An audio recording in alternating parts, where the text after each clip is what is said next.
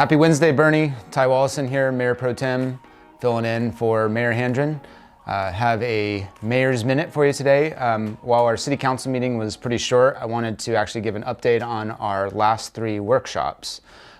Seems like this is the year of bond. The BISD is going to be holding their bond in May, and the City of Bernie potentially is going to be having a bond in November. So we broke down these workshops into the different segments of what we feel like are potential bond projects. These bond projects are based on master plan as well as citizen survey feedback.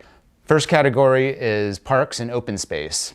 We all know that parks are a huge part of the Bernie community, and there's some parks that are just basically been ready for some money to be put into them to help develop them. The biggest park being Northside Park. This would be Topperwine, aka North Plant and Adler, across from Currington where the current skate park is. That is probably the biggest park project that would develop that park into recreational as well as other projects. Price tag of around $9 million for that. In addition, there is open space purchasing. Basically what that would mean is if it was approved, it would give the city opportunities to have money if a piece of property became available for us to purchase for a potential park, for conservation, various reasons on why we'd want to do that. And then the other one that was part of the top 3 of what council considered was just renovations and improvements to existing parks, from the current soccer fields at City Park to Northrop Park, that's where the baseball, softball fields are.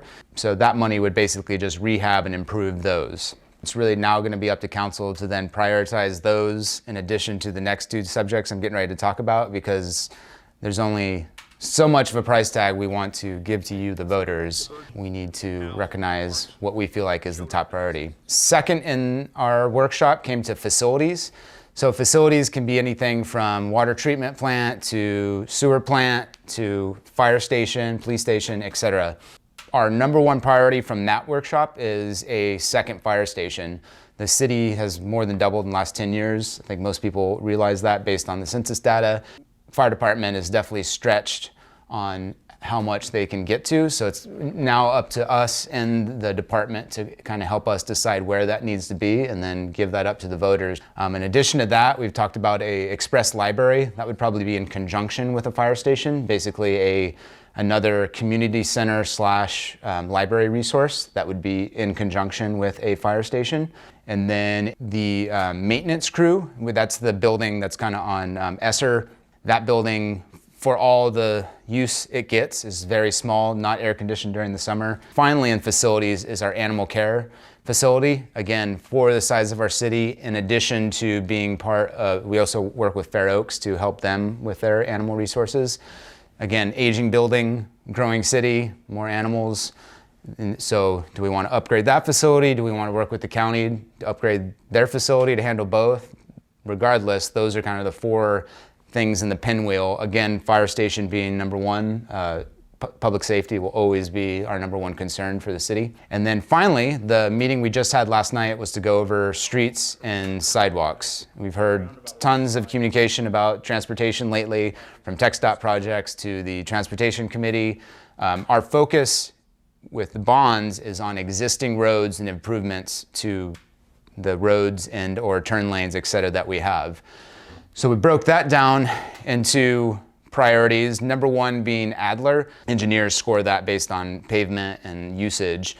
Comes in really low compared to other roads. I think most of us know Adler is a relief road as well when downtown is shut down for the various events we have. Other thing we were thinking is that if we prioritize a park project in conjunction with Adler improvement, those kind of fit together. We don't want to spend $9 million on a park project and not also improve Adler. The catch to all this is an improvement of Adler is around $14 million. Again, not a small price tag, but we felt like that was a priority. Second priority for roads would be improvements of existing roads, and that is pavement improvements to turn lanes.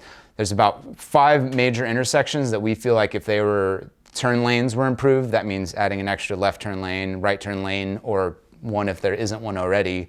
That would help free up some of our current congestion issues. But $7 million, right? So just there we have $21 million in those 2 projects.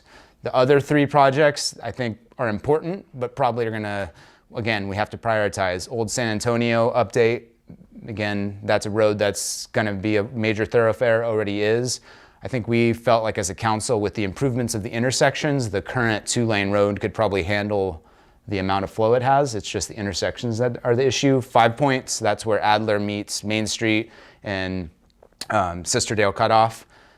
That's a project where I think if we worked with TxDOT, it would give us some more financial viability to do that versus just going to the Bernie voters.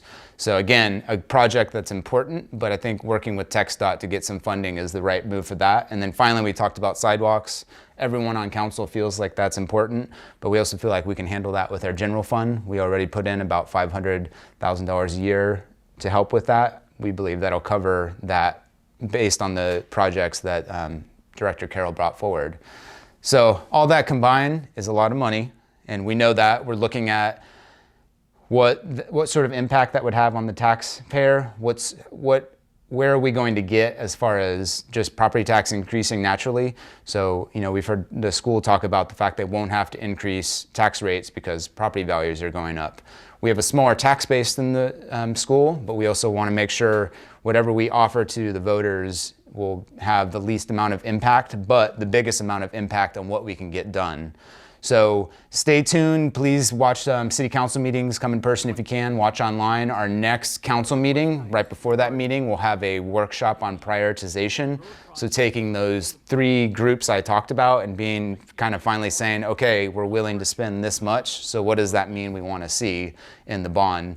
After that, once we prioritize that, we'll be working with the community. And then ultimately our goal is to get that in front of the voters in November. That's a midterm election, so we're hoping for really good voter turnout. And yeah, I think that about covers it, Bernie. We appreciate y'all. It's a great city to live in. If you ever have any questions, reach out to your council members. And thank you so much. Have a good week. Bye.